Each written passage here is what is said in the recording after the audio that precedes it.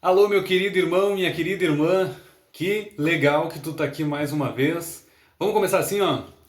Mas na cruz, por amor de mim, morreu Jesus, sozinho até o fim, mesmo assim, em humilhação, morrendo só, pensando em mim, foi maior. Tu ia seguir cantando, né? Deus seja louvado. Continue cantando, porque a Bíblia diz, né, que Deus ama os que o louvam de coração, ou de todo o coração, né? Olha só, o assunto que nós temos hoje é um assunto, não sei se tu já ouviu falar aí sobre o poder terreno e Jesus, ou a política e Jesus, né? Como é que tu vê isso? Será que Deus se agrada de seu povo infiltrado ou trabalhando em meio à política? Quem é o teu político hoje? Quem é o teu rei hoje? Certo? Mas a gente não pode deixar de esquecer que o mesmo Deus do Antigo Testamento foi o Deus do Novo Testamento e continua sendo o Deus de hoje e será o Deus eternamente, o único rei, né? Mas vamos correr para a palavra, vamos ver o que a palavra diz sobre isso. Lembra de Tiago e João?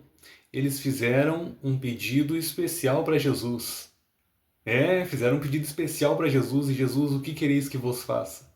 E o pedido dos meninos em especial aqui foi olhando para as coisas daqui, acreditando que Jesus era aquele que ia assumir os tronos deste mundo, que seria o governador no qual acabaria com a opressão sobre o povo hebreu, romanos, enfim, e todos os outros povos que oprimiam o povo hebreu. Que Jesus assumiria isso, então na glória de Cristo, que eles acreditavam que fosse aqui, que colocasse uma à direita e outra à esquerda. E aí Jesus diz: espera aí, vocês não entenderam. Eu estou explicando nas minhas palavras aqui, né? O reino dos homens, eles querem posições elevadas, ser reconhecido, né? Querem ser vistos, likes, curtidas e... Opa, toquei na ferida aí, né? Vamos voltar para o contexto aqui. Ele fala que no reino dos céus é diferente. Por quê? Aquele que quer ser grande precisa servir. Isso é um ato de humildade, gente. Aquela pessoa que quer ser vista, que quer ter posição, cargo, ser elevado e tal, precisa servir. Sabe o contexto das empresas lá, para te chegar a algum lugar, tu começa por baixo e vai mostrando qualidade, enfim, e todas as outras coisas para que tu possa ser reconhecido? Para Deus é assim, todo aquele que quer ser grande no reino dos céus precisa servir o próximo. Aí Jesus coloca, né, como exemplo, né, ele vem e diz: eu vim servir. Então imagina o Criador de todas as coisas servindo a criatura. Vamos a mais um contexto aqui. João capítulo 19, versos 9 ao 11, lá nós temos um contexto entre Jesus e Pilatos, né? Onde Pilatos usa de seu poder e o terreno, né? E sua autoridade para intimidar Jesus. E Jesus... Vamos lá, vamos correr para lá para a gente ver?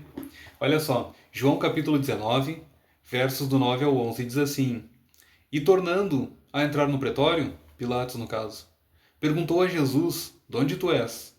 Mas Jesus não lhe deu resposta. Então Pilatos o advertiu: não me respondes? Não sabes que tenho autoridade para te soltar e autoridade para te crucificar? Respondeu Jesus: nenhuma autoridade teria sobre mim se de cima não te fosse dada. Por isso, quem me entregou a ti, maior pecado tem. Opa! Pilatos aqui usando de sua autoridade terrena e sua posição no cargo, né, elevado, governador, para intimidar Jesus. E eu imagino uma conversa tranquila assim, sabe? Jesus olhando para ele e dizendo suavemente, né, tu não tem poder sobre mim se de cima não te fosse dado. Ou seja, esse capítulo aqui está mostrando para mim e para ti que Pilatos não chegaria ao trono se Deus não tivesse colocado ele lá. Tinha um propósito para isso, certo? Por que eu estou falando isso? Talvez não, eu tenho certeza porque a gente vê muito isso nos dias de hoje. A igreja envolvida com a política. Isso é uma coisa que separa os irmãos. Por que separa os irmãos?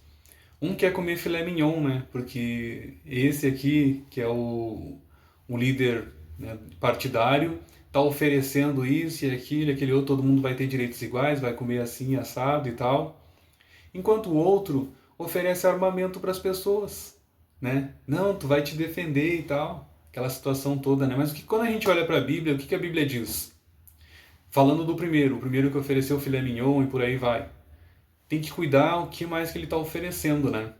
Ele está oferecendo coisas aí que vai contra os princípios que Deus tem colocado para mim e para ti, com relação à sexualidade, com relação ao homem, a mulher para o homem para a mulher, com relação a banheiros públicos, né? Que vai ter criança que vai dividir banheiro com adulto e por aí vai.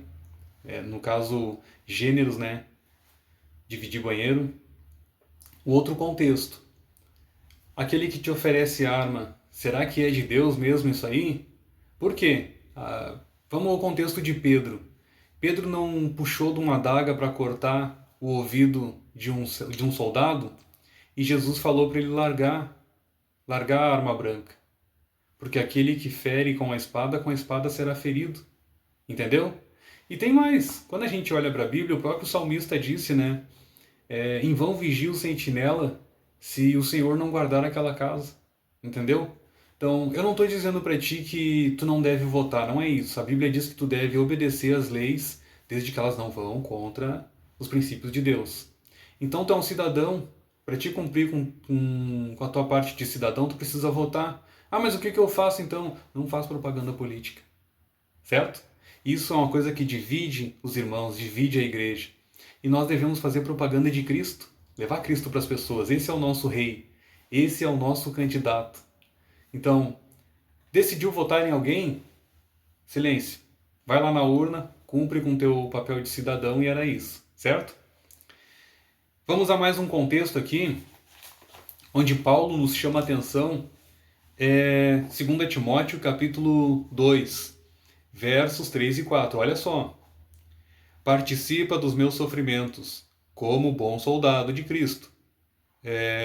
Nenhum soldado em serviço se envolve com negócios dessa vida, porque o seu objetivo é satisfazer aquele que o arregimentou, ou seja, aquele que o resgatou da situação que estava em pecado, enfim.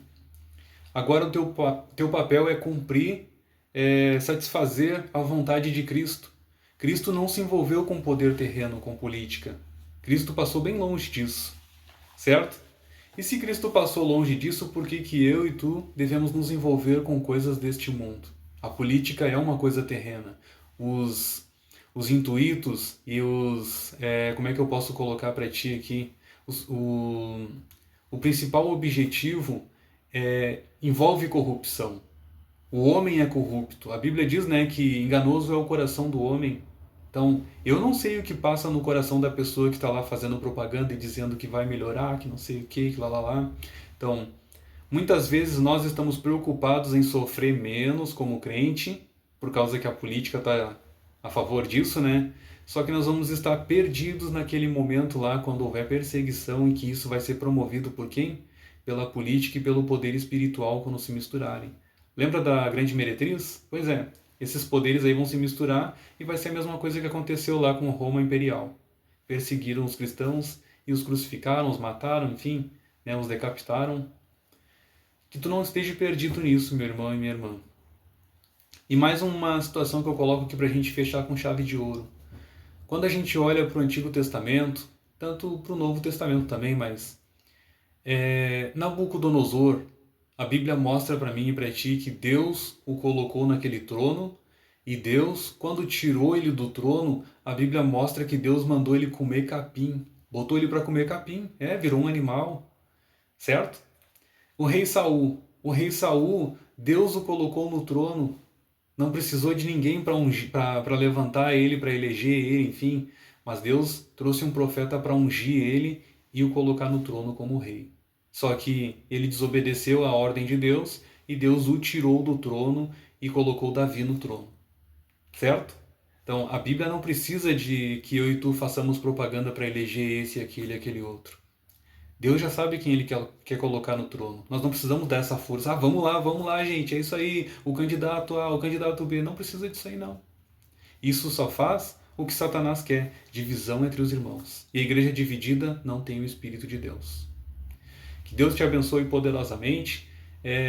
Foi um prazer e continua sendo um prazer compartilhar a palavra de Deus contigo. Que Deus te abençoe, fique à vontade para comentar aí, se tu tem uma ideia diferente, é bem-vinda também, tá? Um abraço.